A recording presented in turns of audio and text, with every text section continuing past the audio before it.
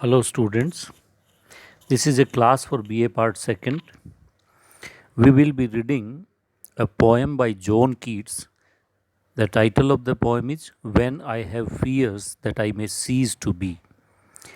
Keats was one of the leading younger romantic poets, and he is considered to be a great poet of sensuality, and he presented his ideas in a very picturesque manner.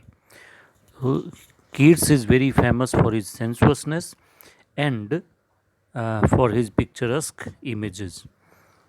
In this particular poem, as the title suggests, and one of the volumes of poetry, which was Palgrave's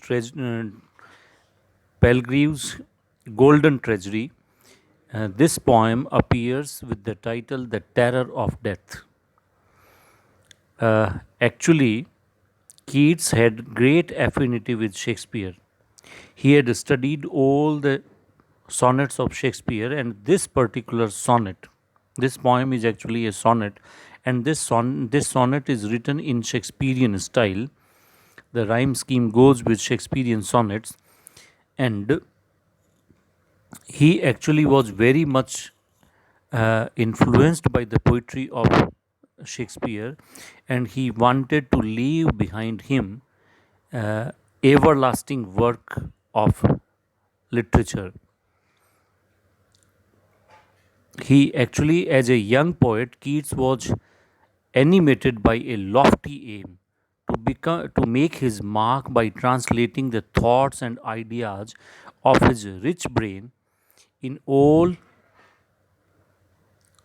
the beautiful poetic images and beautiful expressions. But when we read this poem, we can say that his mind was preoccupied. He was haunted by the thought of a premature death. He was aware of the imminence of death, and later on, he became a victim of tuberculosis, and he died at the early age of 26 only.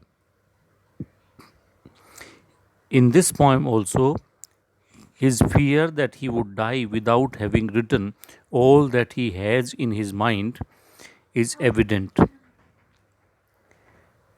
When he looks at the starry skies, he has a faint vision of the mystery of the universe.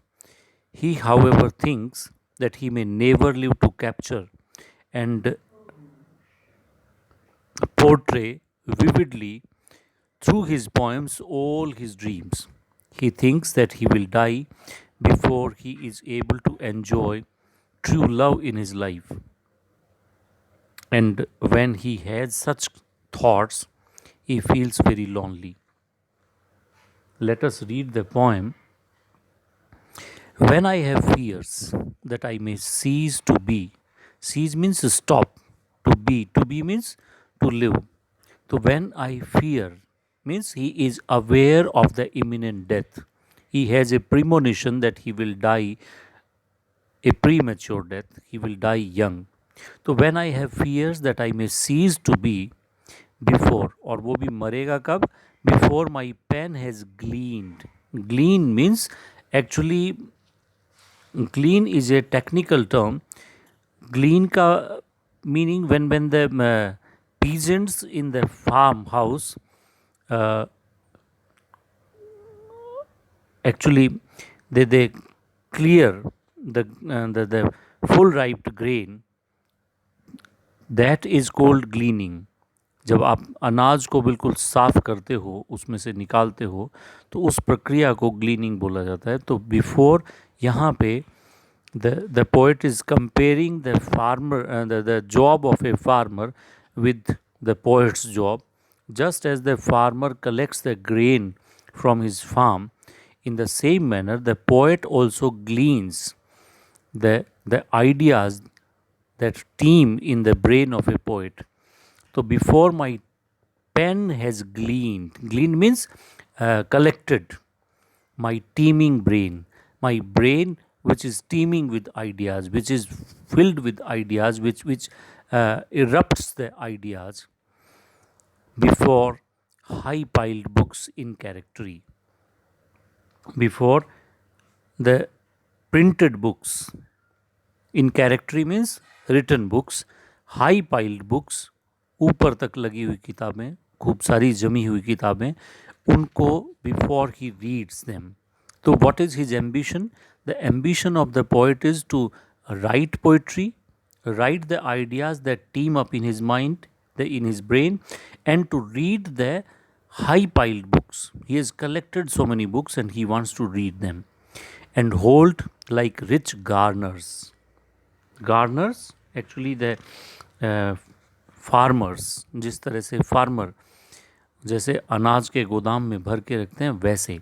And hold like rich garners the full ripened grain, पके हुए grain को जैसे गार्नर्स रखते हैं संभाल के. In that manner the poet also wants to portray his ideas in a ripe manner, and he fears that he may die very soon, and therefore he will not be able to portray the poetry, the ideas in a poetic manner before his death. When I behold upon the night's starred face, when I see, behold means see, upon the night's starred face, night which is full of stars, huge cloudy symbols of a high romance. When he sees the clouds, huge means big, cloudy symbols, clouds which form different images. बादल जो आकृतियाँ बनाते हैं, तो it becomes very highly romantic. Romantic suggests the suggestiveness. So huge cloudy symbols are suggestive of high romance. So that romantic scene he wants to portray in his poetry, where the night is full of stars. And I think that I may never live to trace their shadows. He will not be able to trace means write down their shadows, matlab whatever he sees before him in the night, the beautiful nature, their shadows with the magic hand of chance. Why? Because of the magic hand of chance. भाग्य की बात है. Chance is actually fate, destiny. हो सकता है भाग्य उसको ये मौका न दे कि वो उसको ब्यूटीफुली लिख पाए.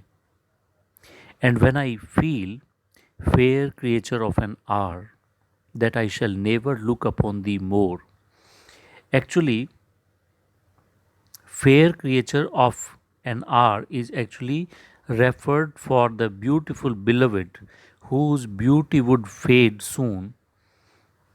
We do not know who this lady might be in the mind of the poet, but we are sure some of the letters that Keats wrote tell us that he was deeply in love with Fanny Brown.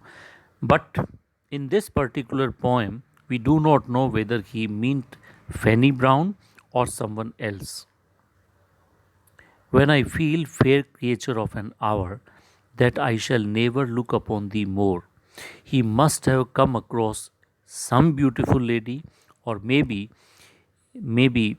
it is his ideal vision of love and of a beautiful face that he says that I will never be able to see again, never have relish in the fiery power of unreflecting love.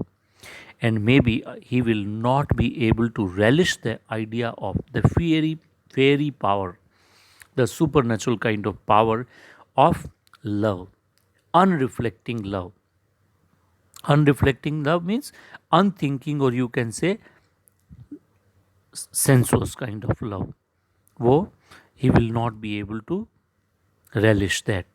Then और ऐसे में तब when he thinks कि ये वो he will not be able to enjoy the worldly kind of love because he will die soon, then On the shore of the wide world I stand alone. When he has these fears, so he thinks that he stands alone, means he feels the loneliness. He is overcome with the crushing sense of the utter blankness of the world, and he feels that he is left all alone.